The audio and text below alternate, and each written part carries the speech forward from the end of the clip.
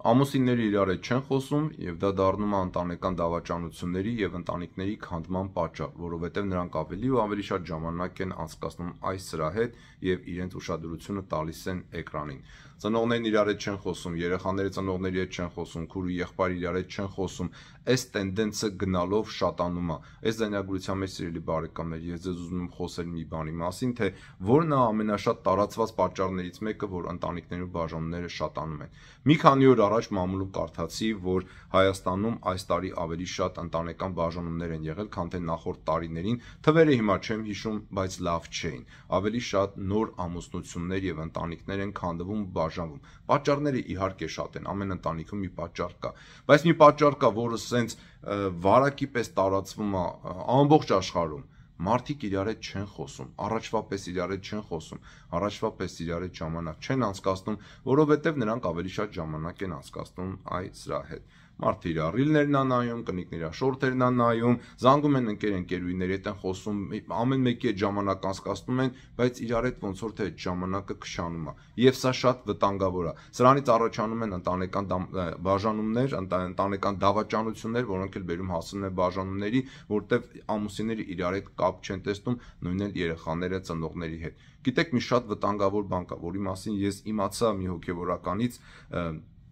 օրեր առաջ։ Ասենք թե տղամարդը կնոջ հետ չի խոսում, ինքը գնում է գործի տեղը, ինքը գտնում է մի հատ կին, որն էլ իր ամուսնու հետ չի խոսում, եւ սրանք սկսում են խոսել իրար հետ, կամ էլ հակառակը։ Եվ գիտեք, ինչ մի վտանգավոր բան կա, ում հետ որ մարդիկ խոսում են սովորաբար, չեմ ասում միշտ, բայց լինում է տենց, որ ում հետ որ նրանք սկսում են արդեն խոսել եւ հաղորդակցության մեջ մտնել, ցավոք սրտի նրանց հետ սկսում են դավաճանել իրենց ամուսնական սրբությանը։ Սա շատ վտանգավոր է, եթե դուք հասկանում եք այս բանը։ Խնդրում եմ ջանք արեք ձեր ընտանիքում, ձեր ընտանեկան սրբության մեջ վերականգնելու հաղորդակցությունը ամուսինների մեջ, հաղորդակցությունը երեխաների հետ։ Թողեք այդ հեռախոսները, թողեք այդ սկրինները, թողեք այդ էկրանները եւ ավելի շատ ժամանակ անցկացրեք ձեր կնոջ, ձեր ամուսնու հետ, ձեր երեխաների հետ։ Մի զանգեք իրար շատ երեկոյան ժամերին ու ժամերով խոսացեք։ Չեմ ասում իրար մի զանգեք, բայց երբ որ օրինակի համար ես տեսել եմ ընտանիքներ, որտեղ որ ասենք չամուսնացած երիտասարդ կին զանգում է իր ընկերուհուն, որը որ ունի ամուսին եւ երեխաներ, ժամը 7-ից 8-ից հետո։ Ու սկսում է ժամերով խոսալ, ինչ կա, ինչ չկա, որտեղ մարդիկ գրում են այդ մասին։ Եվ դրանով ինքը քանդում է իր ժամանակը։ Եթե դուք այդպիսի իրավիճակի մեջ եք, դուք կամ ձեր ընկերուհիներին ասեք, որ երեխեք ինչ կնի երեկոյան ժամին եկեք կաշ խոսանք կամ թե ինչ, որ այդ կինը ժամանակ տրամադրի իր ամուսնուն կամ էլ ամուսինը կարողանա ժամանակ տրամադրել իր կնոջը։ Որովհետև եթե մենք սկսում ենք խոսել մեր ընկերների ու ընկերուհիների հետ, մեր ժամանակն անցկացնում ենք էկրանի վրա, այդ կարճ անիմաստ հիմար վիդեոները նայելով ու չենք խոսում իրար հետ, դա էլ բերում է ընտանեկան հարաբերությունների սառեցման, մարդիկ օտարանում են իրար նկատմամբ եւ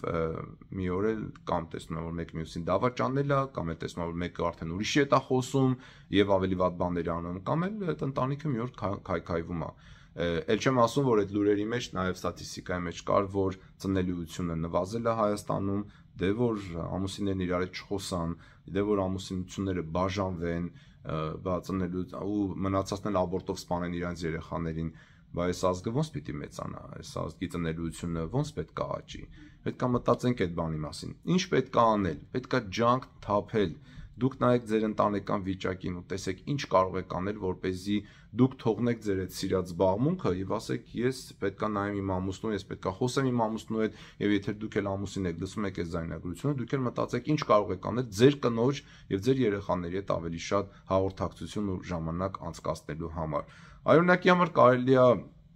հաղորդումներ ընտրել, հաղորդում կամ ֆիլմեր ընտրել եւ միասին դիտել։ Կարող է այդ ֆիլմը, ասենք, եթե ընտանիքի մեջ 5 հոգի կա,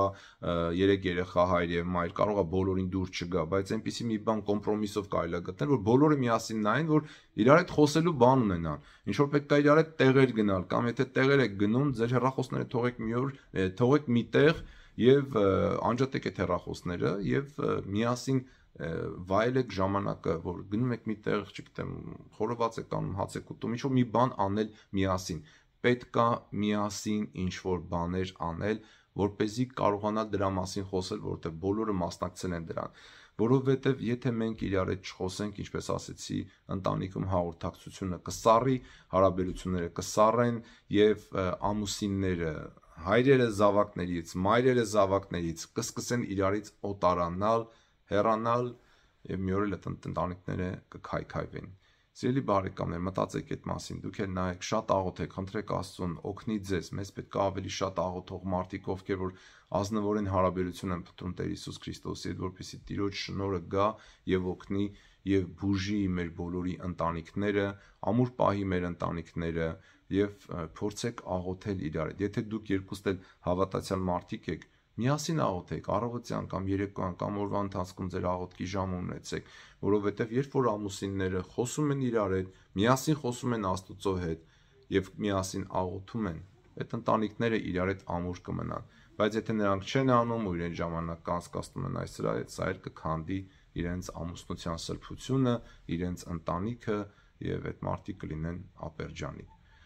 Եթե զայնագրությունը ձեզ օգնեց, խնդրում եմ դուք կիսեք ձեր էջերին, որպեսզի ավելի շատ մարդիկ իմանան, որ անհրաժեշտ է, որ ամուսինները իրար հետ խոսեն եւ հաղորդակցության մեջ լինեն իրար հետ։ Միգուցե դա կօգնի, որպեսզի ավելի շատ հայ ընտանիքներ ամուր լինեն եւ պահեն ընտանեկան սրբությունը։ Դե լավ եղեք ժողովուրդ ջան, Աստված ձեզ օրհնի եւ բոլորիդ բարի օր։ Եվ Փառքոր եւ Որդվո եւ Հոգվույն Սրբո, այժմ եւ միշտ եւ հավիտյանս հավիտենից։ Ամեն։